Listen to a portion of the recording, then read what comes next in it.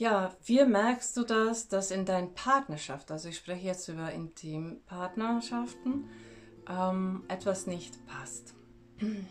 Ganz typisch ist ein Signal, wenn du mit deinem Partner, Partnerin vermehrt oder einfach sogar andauernd aber Auseinandersetzungen hast oder Situationen hast, die dir, deinem Partner oder Partnerin oder sogar beiden aber sehr schmerzhaft sind und ihr nicht den Ausweg findet. Das ist ganz typischerweise ein Trauma-Bonding, also wo man letztes Endes genau das Muster gefunden hat, was man auch schon als Kind erlebt hatte. Und man erlebt letztes Endes genau diese Schmerzen und diese Machtlosigkeit und Aussichtslosigkeit und ich bin klein und ich kann nicht weiter aufs Neue und wieder aufs Neue wie damals. Ja, was kann jetzt helfen, nicht wahr? Das möchte ich dir jetzt an den 4 verschiedenen Traumatypen erklären. Und zwar,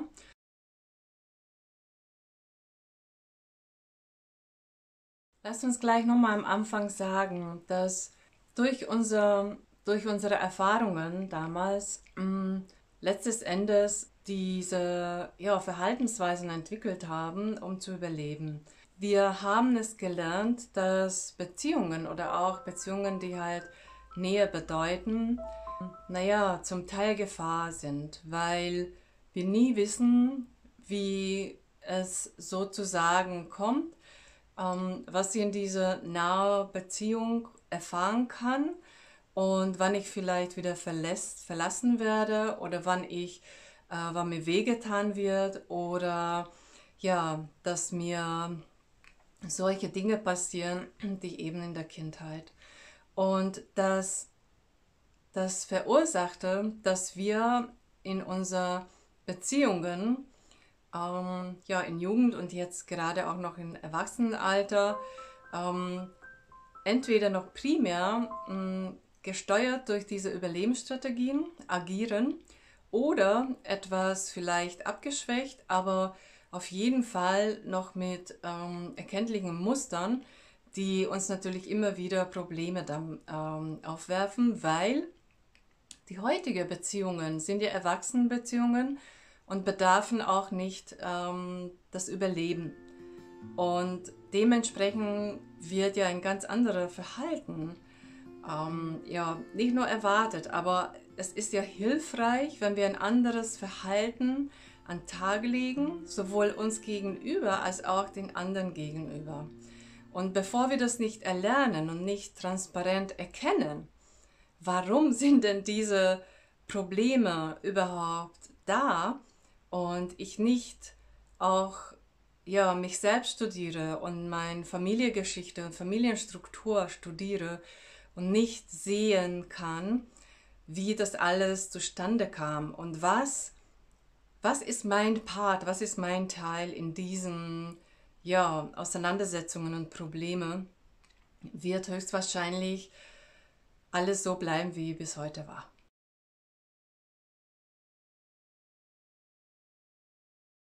Und jetzt lasst uns mal konkret angucken. Also es gibt ja grundsätzlich 4 verschiedene Traumatypen. Es gibt ja eben Kampftyp, es gibt ja der Fluchttyp, es gibt ja dann der Erstarrungstyp und es gibt ja der Unterwerfungstyp. Und lass uns vielleicht an einem konkreten Beispiel mal schauen, wie sich jetzt heute diese verschiedenen Typen verhalten in einer Beziehung, in einer adäquaten Situation. Ich nehme jetzt für alle 4 Typen gleiche Situation. Ja? Das ist ein ganz, Alltagssituation, das kann ja immer mal kommen.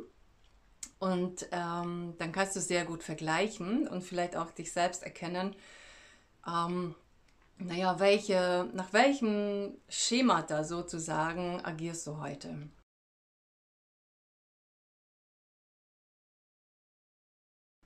Stell dir vor, du gehst einkaufen, du bist im Supermarkt und du hebst so ein ja, volle Eierbox, ja, mit 10 Eiern vom Regal. Und diese Eierbox fällt runter. Die Eier, also es geht auf und die Eier sind, ja, liegen am Boden, mehr als die Hälfte ist ja kaputt. Und du bist ja mit deinem Partner, Partnerin unterwegs, beziehungsweise sind da eben auch andere, die da einkaufen, sogar Kinder.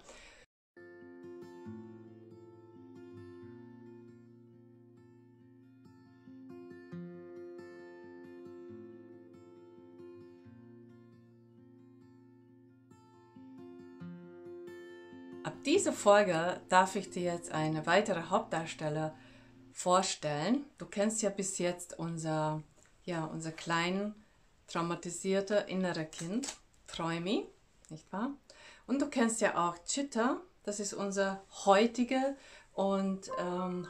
Ich, unser Erwachsenen-Ich. Und jetzt gibt es nämlich auch Elfi, weil wir ab jetzt auch über Partnerschaften sprechen, beziehungsweise über Beziehungen jeglicher Art. Und damit ich das entsprechend in gewisse Situationen das vorstellen kann, haben wir jetzt eben 3 Teilnehmer. Ja, ich freue mich jetzt auf dich. Oder wir freuen uns auf dich.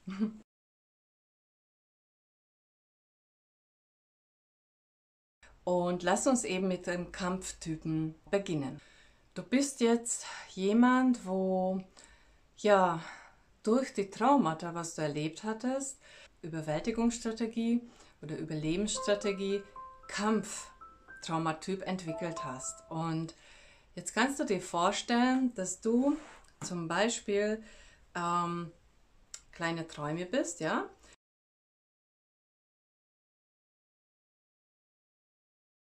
Und jetzt geht's los.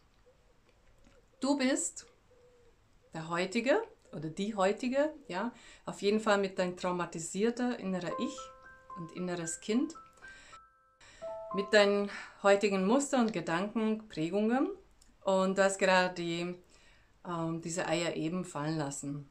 Und dann kommt jetzt deine Partner oder Partnerin und jetzt geht's los. Er oder sie meint, oh, die Eier sind runtergefahren, das müssen wir bezahlen. Und du als Kampftraumatyp flippst vollkommen aus. Ja? Du wirst voller Wut auf sie losgehen oder auf ihn losgehen. Und ja, warum bist du denn da eigentlich nicht rechtzeitig da gewesen? Ich habe ja doch den Einkaufskorb alles da gehabt und ich konnte ja nicht mit beiden Händen das halten. Jetzt sind die Eier unten. Hast du mindestens das mitgebracht, worum ich dich gebeten habe? Und dein Partner oder Partnerin ist erstmal verdutzt. Alle, die beim Einkaufen sind, ja, starren euch an. Die Kinder lachen wegen dem Eier. Der eine fängt an, mit dem Ei auch noch irgendwie Fußball zu spielen. Und du flippst dann vollkommen aus. Ja, was machst du denn da?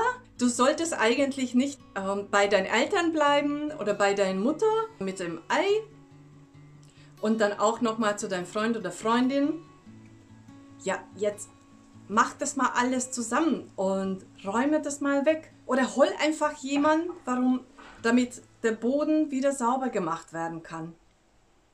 Und er oder sie, das stellen wir jetzt mal in den Raum, wie reagiert. Aber das war deine Reaktion. Was ist passiert? Na, du bist als Kampftyp, also in der Kindheit durch die Traumata, also durch die Gewalt, was du erlebt hattest, hast du dir angeeignet, dass du in Situationen, wo du dich vielleicht eingeengt fühlst oder wo ein typische, unerwartete Situation ist, wo es auch vielleicht dabei hochkäme, dass du das verbrochen hättest, du mit Aggression und mit Wut reagierst. Also du lässt letztes Endes all das, was in dir brodelt, nach außen, und zwar mit Wucht, und du benimmst dich letztes Endes auch kontrollierend. Ja? Du hast ja doch deinen Partner, Partnerin danach gefragt, was gemacht hat und warum du sie oder ihn gebeten hast. Dann sozusagen machst du sie oder ihn sogar ja, dafür verantwortlich und schuldig, dass du die Eier fallen lassen hast und gleichzeitig, dass du Perfektion, also ganz hohe Anforderungen an deinen Partner, Partnerin stellst und dass du letztes Endes kein Widerrede oder Widersprache erlaubst. Das ist ein typischer auch Alpha-Tier. Also es gibt ja einige solche Kampftypen, auch in Führungspositionen. Du hast auch gewissermaßen ja ein nicht adäquat angepasstes soziales Verhalten. Also wie du auf das Kind dann auch losgegangen bist und ja, angezopft hast, das ist nicht angemessen. Kannst du dich halt ja, in solche Situationen nicht so benehmen, wie es allem hilfreich wäre.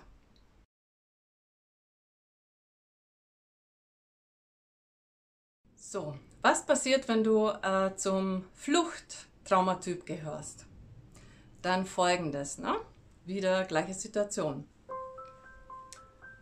Du lässt gerade die Eier fallen, die liegen am Boden. Och, die Eier sind runtergefallen, die müssen wir ja bezahlen. Und du ja, bist eigentlich eher verwirrt, du guckst nur nach unten und was mache ich jetzt? Ja, vielleicht könnte ich ja den Chef holen oder ja, wo ist er eigentlich? Ja, Elfi sehe ich ja gar nicht. Wo ist denn der? Ja, und er, der Wagen und oh, ich fange ja schon mal an, ein bisschen zu putzen. Ja. Oh, und dann kommt ja dein Partner und Partnerin und du sagst, oh, die sind ja alle runtergefallen und ich weiß schon gar nicht mehr. Ich glaube, ich laufe jetzt mal los und ich hole mal Hilfe. Und dabei kommt noch eben mit hoch, dass du total gehetzt und besorgt bist, ja. Was passiert, bis du nicht wiederkommst, ob da noch jemand da reintritt und ja, die Eier, also es wird auch noch irgendwie im Laden herumgetragen, alles irgendwie perfekt hinzubekommen. Du hilfst ja sogar noch der Käuferin, die ja dann eben mit dem Putzzeug hier zurückgekommen ist und macht bis letztes Ende die ganze Zeit ja gehetzt und besorgt, ob da jetzt nicht irgendwie was Gröberes daraus passiert und ja, ob du das dann ab jetzt immer fallen lassen wirst. Ja, wie dazu jetzt dein Partner oder Partnerin reagiert, das sei hingestellt. Aber das ist ein Fluchttraumatyp. Das heißt, dass sobald in so eine Situation hochkommt, dann hast du das erlernt und für dich als Überlebensstrategie angewöhnt, dass du Flucht ergreifst und versuchst, ja, mit deinem Tun, ja, mit deiner Beschäftigungssucht zum Teil und mit deinem akribischen Perfektionismus, was du dir zwingst, ja, entsprechen und doch gut genug zu sein und alles wieder gut zu machen.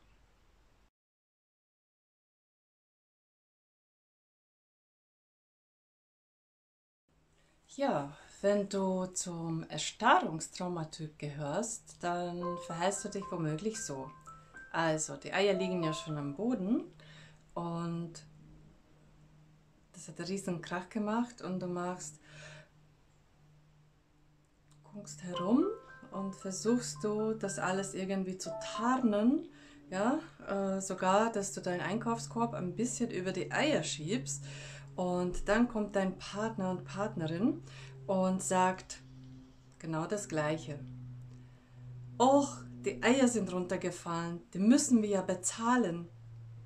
Und du tust du dich eigentlich eher so ducken und du siehst ja nur noch die Eier auf dem Boden und versuchst du alles sogar so tun, wie wenn es ja gar nicht irgendwie ja was passiert wäre und verschiebst du sogar den Wagen ein bisschen nochmal über die Eier hin und versuchst du ja abzulenken. Du bist einfach nicht da, nicht abwesend, nicht anwesend.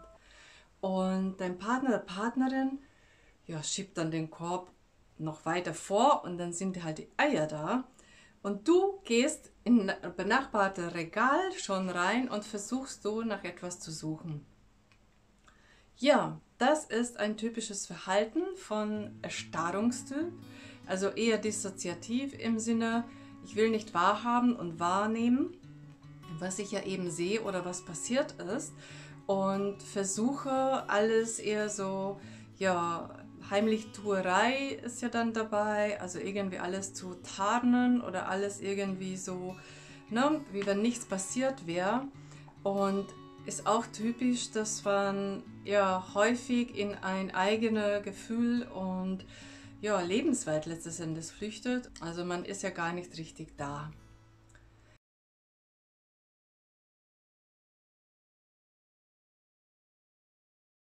Der letzte Traumatyp ist ja Unterwerfungstyp. Ist ganz, ganz typisch für Entwicklungstrauma. Ich gehöre auch dazu. Und die sind ja typischerweise, die dann auch co-abhängig werden. Jetzt lass uns anschauen, wie du dich verhältst. Und zwar wieder gleiche Situation. Die Eier sind auf dem Boden und ja, deine Reaktion ist, kommt Partner, Partnerin und sagt, ach, die Eier sind runtergefallen, die müssen wir ja bezahlen. Oh ja, ja, ich sehe das und ich habe schon so Sorgen gemacht und so Gedanken gemacht und ich habe ja auch schon den Chef geholt und wir müssen die gar nicht erstatten, weil ich ja schon gesprochen habe und ich habe gesagt, ich räume das alles wieder weg und auf und das letztes Endes, ja, die haben auch geschumpfen, aber ich habe ja das alles hingenommen, weil ich war ja doch schuld und ich war ja doch diejenige, die das verbrochen hat. Ja, Partner, Partnerin, typischerweise das bei co-abhängigen Partner, Partnerin geht dann auf dich los, weil du typischerweise Opfer häuslicher Gewalt bist und dass du letztes Endes ja sogar für deinen Partner und Partnerin Schuld und Verantwortung übernimmst und auch noch für die Verkäuferin. Hast du dich jetzt in einem der 4 Verhaltensweisen wiedererkannt?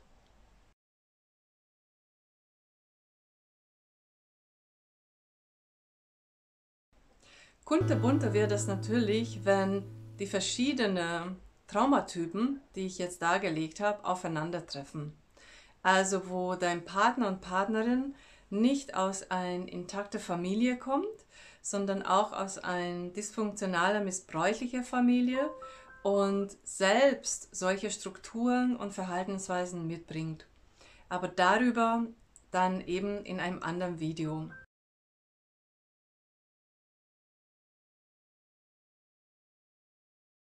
Allerletzte Frage wahrscheinlich deinerseits. Ja, wie kann ich das überhaupt handeln und was mache ich denn? Also egal, ob du mit einem liebevollen und ja, dir wohltuende Partner, Partnerin zusammen bist oder in einer Beziehung, wo du sehr viel Auseinandersetzung hast und ihr sehr viele schmerzhafte Momente erlebt. In beiden Fällen ist es wirklich hilfreich und ratsam, dass du deine eigenen Familienstrukturen bewusst wirst, dass du das erkennst, wo das alles herrührt und dass du all das, was eben in deiner Kindheit und Jugend durch die Bezugsperson versäumt wurde und die dann eben die nicht vollständige Identitätsentwicklung, die nicht vollständige Emotionsspektrum und eben die verzerrte Wahrnehmung, sowohl über dich selbst als auch über die Welt, ja, nachholst. Und dafür gibt es auch Möglichkeiten wie Nachbeälterung, darüber auch in einem separaten Video. Ich hoffe, dass es dir ein bisschen geholfen hat, schon dahingehend, dass du erkannt hast, wo das alles herrührt. Und wenn du das erkennst, dann weißt du auch, wo mehr zu tun ist und wo dein Entwicklungspotenzial verborgen ist. Und ja, ich hoffe, dass du auch deine Kommentare mit mir teilst und wenn du Unterstützung im Sinne Coaching benötigst, ich werde sehr, sehr bald ein Trauma-Akademie auch eröffnen, wo du im monatlichen Abo-Format auch bei mir dabei sein kannst. Ganz, ganz liebe Grüße und tschüss, Gabriela.